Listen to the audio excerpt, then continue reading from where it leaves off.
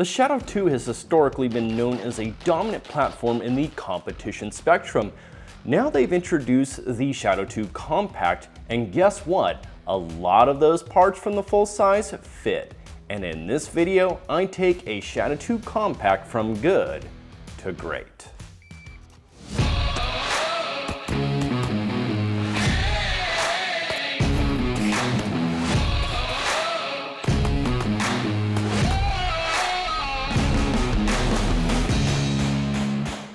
Now, if you've been following along, this has been my third installment on the Shadow 2 Compact. And what's going to make this one different is that I'm going to take a stock one and add a bunch of fun parts to it to see what we can get it to do. Now, a little bit of context is that I have probably about 20,000 rounds on just Shadow 2 platforms alone. And believe it or not, this gun that I have right in my hand, I've not even had it for a month, and it's got about 4,000 rounds on it. So it's never actually ever seen stock parts, and I enjoyed shooting this gun throughout all the reviews I did on this, and as well as my familiarity with this platform, that I decided that I wanted to shoot the IDPA National, specifically in the concealed carry pistol division, or as we jokingly call it, the children's carry pistol division.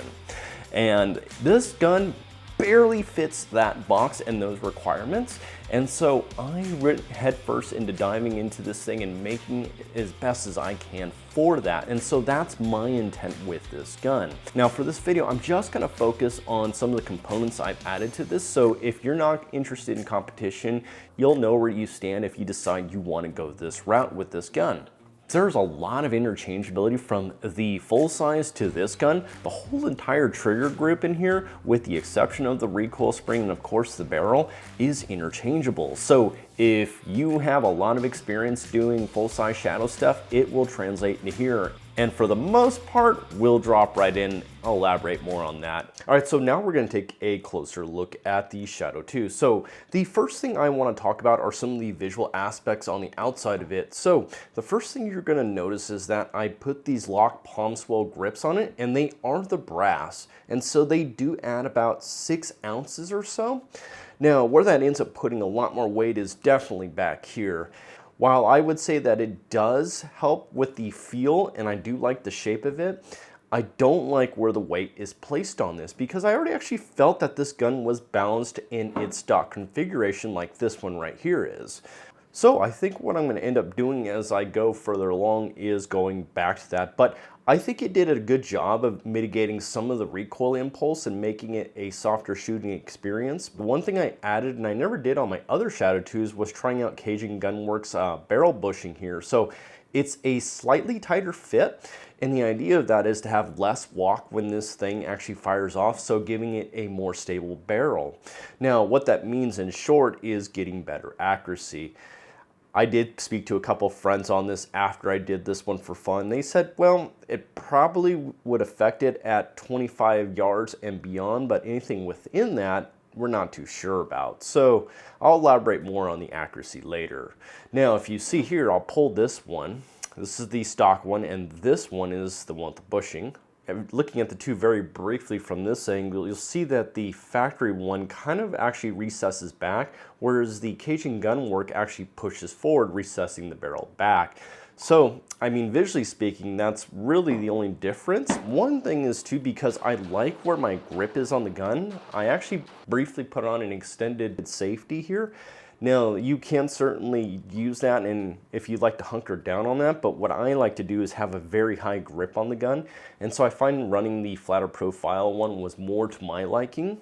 Now we're going to talk about the good stuff and some of the internal work. Well, the interesting thing that you'll see is right off the bat is that there is a different trigger shoe on here. This is actually the Tech Ultimate Trigger. I've used this trigger shoe on all my other Shadow 2s in the past, and the reason why is because I like the reach of it, and I like the pull through it through double action.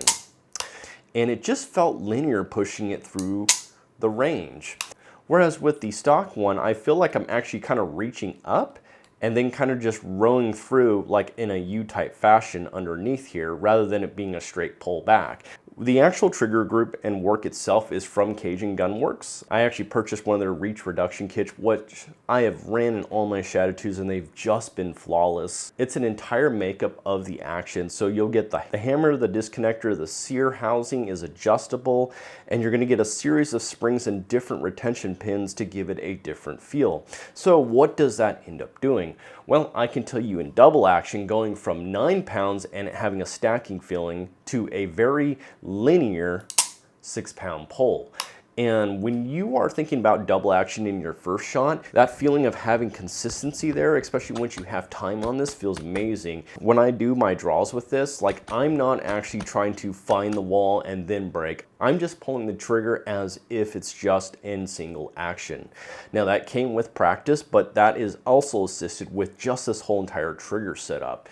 Now, single action, okay, as you can see, this trigger is fairly flat versus the compact versus the factory one, which, you know, has a curvature to it. So while it looks like it actually sits back further, and when you go to pull it back, there's a good amount of pre-travel and a good amount of creep and break. Whereas with this, I can go through that range, so get through that pre-travel, and it's very light pre-travel, okay? So I'm at that wall and break. As you can see, there was just less traveling all the way to the back and engaging the actual hammer on there. Now, the reset, okay, I like these because they are very forceful, okay? See, pushed it right out, and here I am back on the wall, prepped, ready to go. So the one thing I will say that was kind of a different experience for me is that all the other reach reduction kits I've put in have been drop-in, or at least my friend Marcelo, he said that on the full size they've been drop-in. What was unique to this gun specifically is that I actually had to shape the disco, because at first the double action didn't work, and so it does mention that you may have to do some fitting. Now this was my first experience fitting a disconnector, and so I thought once I got the double action I was good to go. So this is why you have good friends like my friend Marcelo, the CC Armor. And so what I showed him then, he said, okay, now you gotta actually rack it back and hold the trigger down and see if it'll reset. And guess what? It did not reset. So long story short, and about 4 hours later and tearing this gun down about 7 to 8 times, I finally got it to reset. Guys, you do have to go live fire test this thing and get it up to temperature. After I fired about 100 rounds and I got it hot, then it started to not being able to reset. So while I was at the range, I was able to just field strip it and put a touch more oil back there and in the trigger group and let it cool off, and it kept firing after that. So I wasn't satisfied with that, and I did one more pass through on the disconnector, which included a polishing. And while I was in there, I ended up polishing the trigger bar and cleaning up any of the imperfections and abrasions. And this trigger now is gold. All right, so I briefly have them apart here because I want to illustrate the springs in these. Now, what you can't see are the hammer springs, which are back in here. So now from the factory, I think they're around a 15-pound hammer spring, whereas now I have it 11.5. And that's what gives you the pull weight in double action and reduces that. Now, there is kind of something to think about is that you can have light strikes, and thankfully with 11.5, I haven't had any light strikes with this gun. Now on my other Shadow 2s, around the 6,000 to 7,000 mark is when these things start to wear, especially if you like to dry fire a lot like I do, so there's just a ton of double action pulls. So just kind of keep that in mind if you decide you want to run the 11.5 pound route. Okay, now the recoil spring, you'll see that I am now running an uncaptured setup here, okay? And whereas the factory is a full captured setup. So I'm gonna guess that the springing on this is around 14 pounds, which is fairly stiff, and actually I would agree that's reasonably sprung for this gun in terms of reliability and running multiple ammo. Now, why I've gone for this is I want some adjustability in my spring tension here, especially because my intention is to start using some gamer loads for the division I want this gun to run in. So I'm gonna want the adjustability, and that's why you may go with this. You know, there's not really a difference in weight between getting this guide rod here and this whole setup, but it is uncaptured, so that is something you should pay attention to. And this is a flat recoil type system. Now this is actually an uncaptured guide rod for a PO7 P7 or P10, and it's actually on Cajun Gun Works website along with the optional springs. I chose to run a similar spring combination like I do on my full size. So this is an 11-pound recoil spring. Now pay attention if you do get this, is that there's a flat side of this right here, and then there's a side that's fairly open. Well, I made the mistake of doing that side first, and when I went to try and pull it apart, it did get hung up a couple times. So long story short, if the open end side should go on the side of the guide rod. But as far as getting it together, you're going to see that it's not notoriously difficult, especially if you've done that before. So that's it. And it just goes right back together. Let's get that in here. Okay. And don't forget the patented CZ slap. And that's it. All right, so you've gotten an overview of what's gone into this gun. Now we gotta talk about how well it shoots. Before I do that though, I ask if you like this video, please hit that like button, as that really helps me a lot. And you're gonna wanna subscribe, because I actually ended up pulling out my old Shadow 2 and doing a test alongside this to see what the difference between light gun is versus heavy gun. And as you've heard me touch about the competition component, well, I'm actually gonna go a different direction in the setup of that. And so you're gonna wanna watch that follow-up video when it comes out. If you've been following my channel, I've only done one other good to great video, and that was with the Springfield Prodigy. Now the difference between this gun and that gun is the baseline on that Prodigy went from bad to great. This gun has already had tons of years behind it, both in development and in its bigger brother. So we're really gonna take it from good to great. I actually wanted to pit this against the data that we did. So I did slap on the Siley optic, and you'll know that I don't have it on there because I intend to run this in a division where it's irons only. But to make the test equitable, I put the same optic back on for it. So there's going to be the controlled portion of this discussion on the shooting experience, as well as the dynamic, which are a bunch of matches. Now, when I do modifications to guns, I do have an expectation of where I think they'll perform better. There are two tests that really stood out to me. The first one is the 25-yard build drill. Typically, when you have a slightly better action and you have a more stable gun, which in this case has a little bit more weight, I expect it to do better in that drill. Funny enough, I was actually slower. Now, accuracy-wise, I was there, but I had to think about why was that? I have better parts on it, it's a much more stable shooting gun, and it had everything to do with the first shot. I found out that I was picking up the gun slower and getting to my sights. From the time that the timer went off and I got to my first shot, I was slower. And the biggest reason for that, and what I believe, is the additional weight of the gun. Now, it's not a ton of weight, but it's two things. It's number one, where it's at, which is a ton of weight back here. And secondly, that I'm still trying to stabilize a relatively light gun. So my preconceived notion was proven wrong, that I actually lost time on the 25-yard build drill.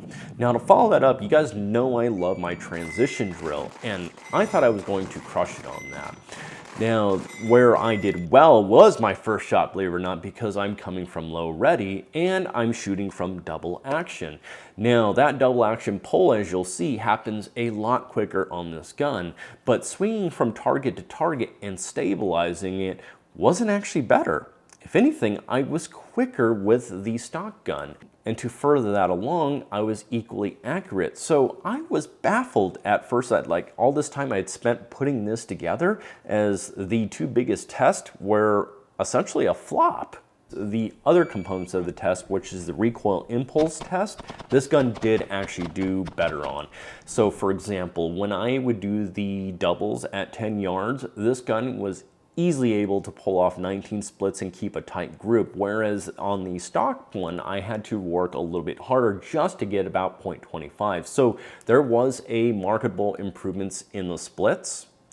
The recoil impulse, now I'll show you both in slow motion here. While the factory one returns to zero a little more gently, because this gun cycles just a touch quicker with the lighter recoil springs, I'm able to get back on target quicker. Now you may see it oscillating, but the point of the matter is when it oscillates right back to zero. Now that's the funny thing I did notice is on any type of long or follow-up drills like the 25-yard build drills, there was more movement in the dot over the stock one, and that had surprised me. So that's something I'm gonna look a little closer on in terms of the spring tuning on this particular gun. That's a controlled test, right? So that means we do this repeated, we do it back to back, but what really matters is the real application. And for me, that's competition or dynamic shooting. I'm used to shooting a fairly heavy Shadow 2, and this feels familiar in both two ways. One, the grip shape, because I have this identical grips on my full size, and where the weight is. So swinging it right here to my index point to reload was natural. Now, that may sound good, but for my preference, what I prefer is a more active and lively gun that I can move around, and that's why I'm actually gonna go back to the aluminum grips on this setup. There's accuracy in the sense of where we want the bullets to go, but then there's what this does well now, which is precision. And so the idea of the bushing and this trigger group, all this made precision shooting amazing. I was often taking plans that I would run in IDPA and run carry optic plans. So what that means is I may take headshots at distance because I may like that risk, or I may like how it transitions onto it better. And that's actually working out really well for me, especially in this division where people, and they're a little bit more conservative in their stage planning. So in short, that means that they're taking more time to run plans where we may have identical hits. So the advantage is gonna go to the guy that in that case is gonna have the faster time, which is me, because I'm getting in and out of things quicker. And that has everything to do with my confidence in how well this gun's gonna put shots where I want them to be. Now, I am genuinely excited about shooting this gun, to the point where one of my friends had asked me, he said, hey, since that gun is optic ready, what do you think are the odds of you slapping an optic on it and just running that in carry optic for USPSA? And I go, over my full-size Shadow 2, that's been very, very well developed? And he said, yep. He's like, do you like it that much? I said, that's a tough one. And so the only way I ended up wanting to figure that out is running a test with them side by side to see where I landed with them. And that's a video I'm working on next for you guys, so you're gonna wanna tune in. Now, if you haven't seen my full-size Shadow 2 setup, it's very similar, but there's different touch points on that, and probably more relevant for anyone looking at USPSA setup. So I'll leave that video right here for you. And if you haven't seen the 1000 round review on this gun, I'll leave that video right here for you guys so you can check that out. So until then, we will see you at the range.